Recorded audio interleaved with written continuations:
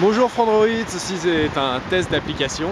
Nous sommes aujourd'hui à Munich avec une belle journée et plein de vélos. Toujours à tandem évidemment.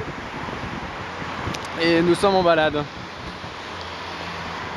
Avec notre voyage, SFR nous avait prêté 2 Magic.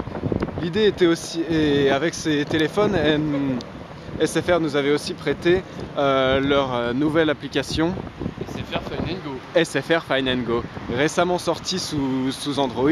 L'application était déjà disponible sous d'autres terminaux. L'application dispose de plusieurs modes.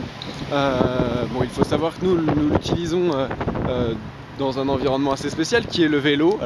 Mais l'application propose principalement 2 modes que nous utilisons tour à tour. Le mode voiture, premièrement, qui est un GPS assez classique, c'est-à-dire qu'on appelle tour par tour. C'est ça. Donc le GPS vous suit à la trace et vous propose le chemin, très classiquement, tournez à gauche, tournez à droite. Avec une synthèse vocale. Avec tout ce qu'il faut pour un GPS moderne, synthèse vocale. Et petits bruits qui déconcentrent pendant la vidéo. Voilà. Plusieurs modes, une vue. Il y a la vue à pied sinon. Sinon, on peut aussi faire. Va droit s'il te plaît. Désolé de te déconcentrer. À pied, on va à pied. On peut aussi faire des recherches à pied et donc c'est le mode que nous utilisons principalement pour nous balader dans les villes que nous utilisons. Ce mode à pied est un petit peu différent puisqu'il propose basiquement de faire suivant et de donner les indications. Donc on peut choisir les indications que l'on suit. Du coup, la carte bouge pas en fait. Voilà. On a un tracé avec les différentes étapes qui sont repérées et renseignées sur la carte. Et sur ce tracé, donc, on peut effectivement y faire suivant, c'est-à-dire voir qu'est-ce qu'on doit faire à la prochaine étape, ce qui est assez pratique en tant que piéton. Enfin, moi j'apprécie parce que c'est vrai que les GPS de voiture, il nous suit et du coup on peut pas voir les étapes à l'avance ou faut aller dans les menus, c'est un tout petit peu embêtant et voilà. Donc ça c'est pour le mode à pied qui est gratuit d'ailleurs. Que dire d'autre sur ce GPS? Peut-être qu'on fera une vidéo un petit peu complète, un petit peu plus complète. Voilà, les cartes sont lisibles, le GPS semble efficace. On sait où on va.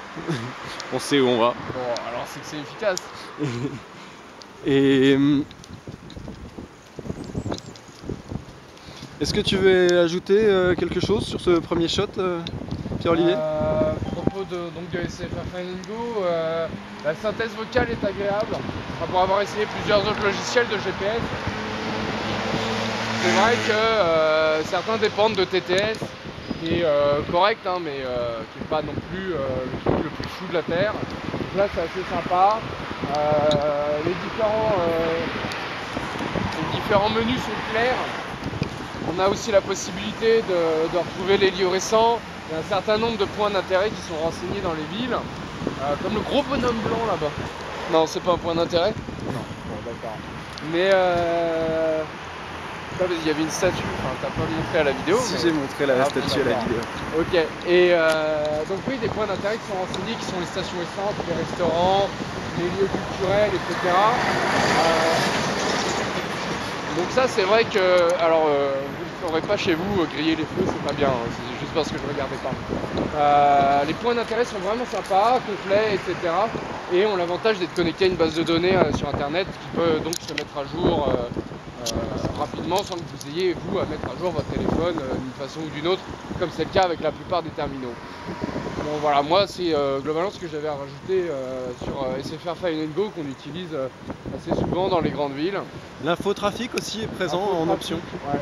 Bon, nous, ça par contre, on ne peut pas vous en dire grand chose, puisque typiquement, en France, on prend des départementales que l'État a même oublié qu'elles existaient, et en Allemagne, il n'y a que des pistes cyclables. Alors, mais ça a le mérite d'exister, effectivement. Infotrafic en temps réel. Bon, je pense qu'on a fait le tour. Qu'est-ce que Frandroid en pense? Voilà, les discussions sont ouvertes.